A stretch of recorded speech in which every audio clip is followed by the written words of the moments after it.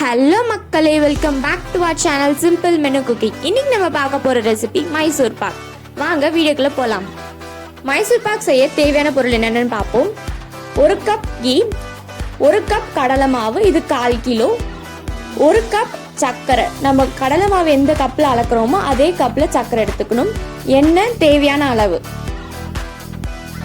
இப்போ ஒரு பவுலில் 1 கப் எண்ணெயை சேர்த்து அதில் 2-3 டீஸ்பூன் நெய்யை சேர்த்து கடலை மாவு சேர்த்துக்கோங்க. அதை நல்லா கலந்து விட்டுக்கோங்க. ஒரு லிக்விட் கன்சிஸ்டன்சியில் வரணும்.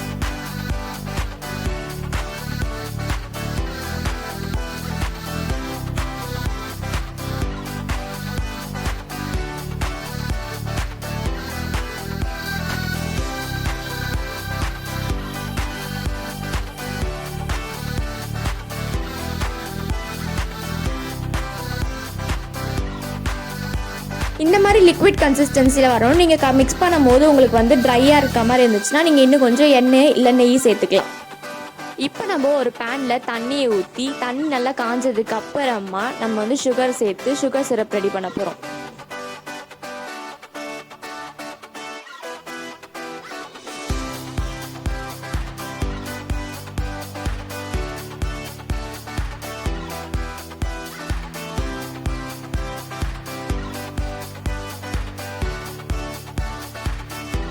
சக்கரை பாகு ரெடி ஆனதுக்கு அப்புறமா நம்ம மிக்ஸ் பண்ணி வச்ச பேட்டரை இது உள்ளே சேர்த்து நல்லா பொறுமையாக கலந்து விட்டுக்கிட்டே இருக்க போகிறோம். கொஞ்சம் கொஞ்சமாக சேர்த்து கலந்துக்கிட்டே இருங்க, நிறுத்தாமல் கலந்துக்கிட்டே இருங்க.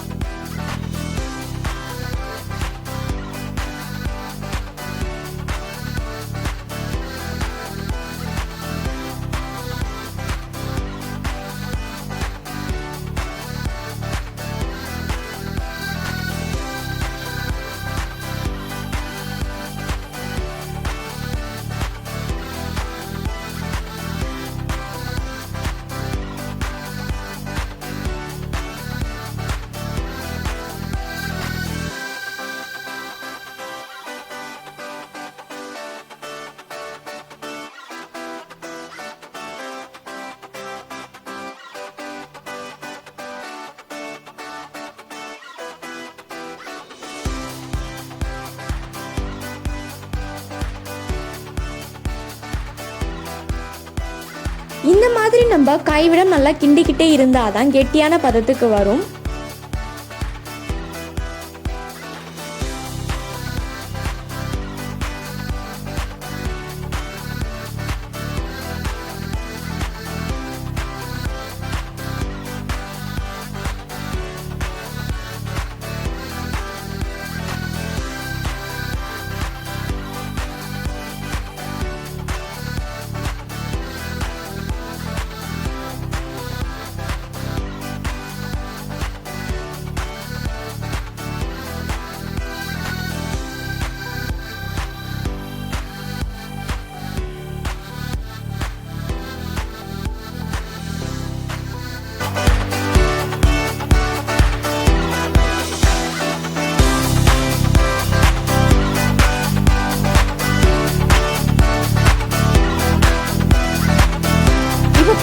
கெட்டியான பதத்துக்கு வந்துச்சு. நம்ம ஃபர்ஸ்ட் சேர்க்கும் போது தண்ணியாக இருந்துச்சு. இப்போ நம்ம கைவிடாமல் கிண்டிக்கிட்டே இருந்ததுனால கெட்டியான பதம் இருந்துச்சு. இதுதான் கரெக்டான பதம்.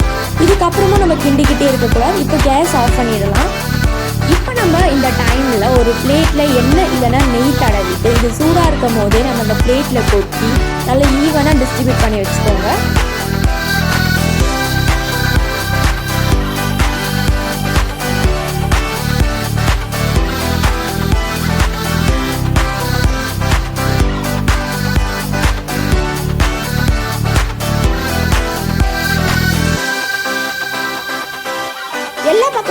ஈவனாக இருக்க மாதிரி பார்த்துக்கோங்க. அப்போ தான் நம்ம ஸ்லைஸ் போடும்போது ஈவனாக வரும்.